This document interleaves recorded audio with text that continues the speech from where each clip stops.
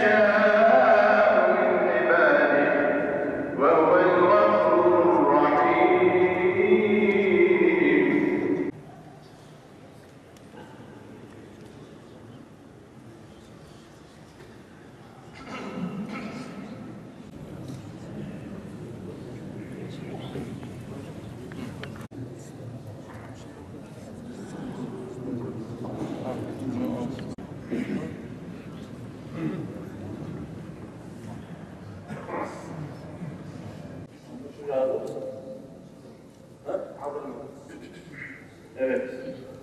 Siz hazır mısınız arkadaşlar? Uzun sayfalar. وَإِذَا قِيلَ لَهُمْ تَعَالَوْا إِلَى مَا أَنزَلَ اللّٰهُ وَإِلَى الرَّسُولِ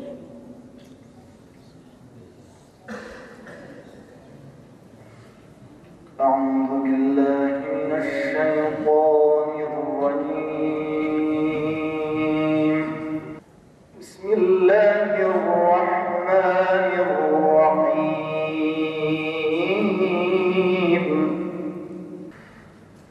وإذا قيل لهم تعالوا إلى ما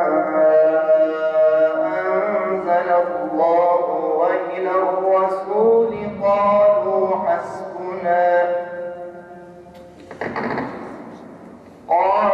حسبنا ما وجدنا عليه آباءنا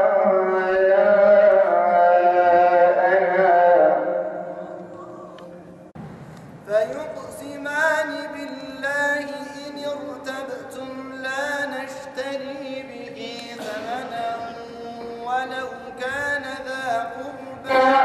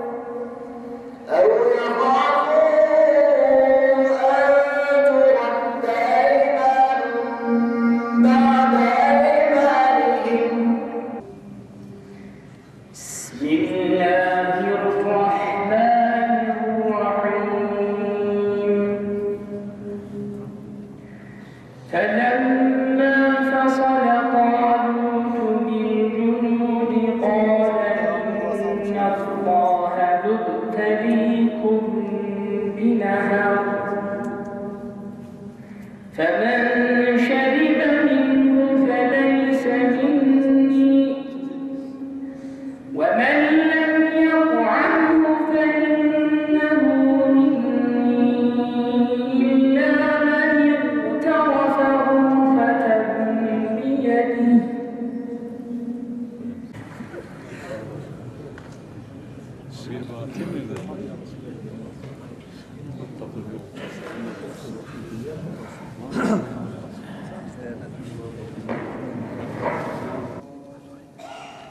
هل ينظرون إلا تأويله يوم يأتي تأويله يقول الذين نسوه من قبل قد جاءت رسلنا ربنا بالحق فهل لنا من شفعاء فيشفعوا لنا أو نرد فنعمل غير الذي كنا نعمل قد خسروا أنفسهم وضل عنهم ما كانوا يفترون. Bütün samimiyetimle söylüyorum, bütün bu kardeşlerimizi tebrik ediyorum. Çok sesleri de güzel, şeyleri de güzel. Hepsi benim gönlümde, hepsi birinci. Hocanın dediği gibi.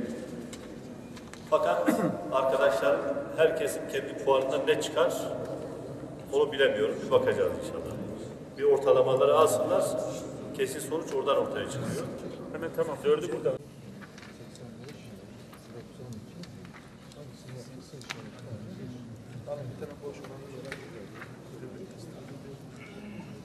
Bana söyleyin.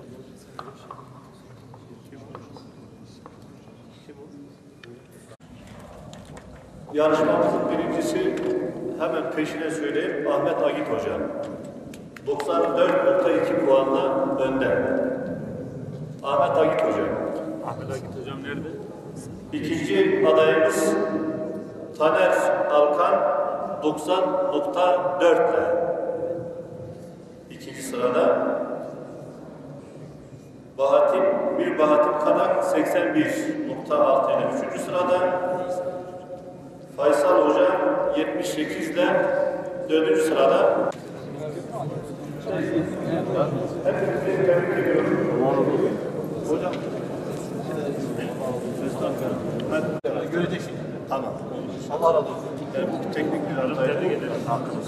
Tebrik ederim Ahmet Hoca. Harika sesin var. Öyle mi? Bilindiği gibi Diyanet İşleri Başkanlığı çeşitli mesleki alanlarda yarışmalar düzenlemektedir. Bu yarışmalar hafızlık, Kur'an-ı Kerim'i güzel okuma yarışması, ezanı güzel okuma yarışması gibi bizim personelin mesleki durumuyla ilgili yarışmalar gerçekten çok zevkli ve çok tatlı oluyor. Tabii bunların asıl amacı personeli motive etmek, mesleki konuda sürekli performanslarını, yeteneklerini, mesleki kabiliyetlerini geliştirmeye gayret göstermektir. Ve bugün de ilimizde bu sene hafızlık yarışması yapıldı. 4 tane ilimizden arkadaşlarımız katıldılar. Hakikaten hem Bingöl'ümüzün ilgisi, cemaatimizin ilgisi, hem hafızlarımızın okuduğu Kur'an-ı Kerimler oldukça mükemmeldi. Ben demin değerlendirmeleri yaparken de söylemiştim. İnanın gönlümden her bir kardeşimize tam 100 puan vermek geçiyordu ama gelin görün ki en basit bir hatadan bir eleme yapmanız gerekiyor. Ben bu duygularla, bu vesileyle bütün kardeşlerimizi tekrar tebrik ediyorum. Cenab-ı Allah sayılarını artırsın diyorum. Hakikaten Kur'an-ı Kerim'i böyle güzel bir şekilde ezbere okumak büyük bir mükafattır, büyük bir meziyettir. Ben her vesileyle de söylüyorum. Kendimi uzun yıllar medresede okuyup iyi bir Arapça öğrenmeme rağmen hep hafız olmamanın ezikliğini hissettim. Bugün de hafızlarımıza imrendim desem yalan olmaz. Bu duygularla, bu vesileyle tekrar hafızlarımızı kutluyorum. Ağızlarına, yüreklerine sağlık diyorum. Sizlere de ayrıca gösterdiğiniz ilgiden dolayı teşekkür ediyorum. Peki. Ben Ahmet Agit. Muş'tan yarışmaya katılıyorum. Aslen Bingöl Soluhan'dayım. Bakırcılar Köyü Cami İmam Hatibiyim. Geçici görevlendirmeyle Kur'an kursunda Kur'an'a hizmet ediyorum inşallah. Bölge birincisi olduk. Bu Allah'ın lütfudur. Tabii benden ziyade Kur'an kazanmıştır inşallah. Bundan sonraki hedefimiz Türkiye finali. İnşallah muvaffak oluruz inşallah. Allah razı olsun. Ben teşekkür ediyorum. Size de buraya kadar geldiğiniz zahmet ettiniz. Size de teşekkür ediyoruz.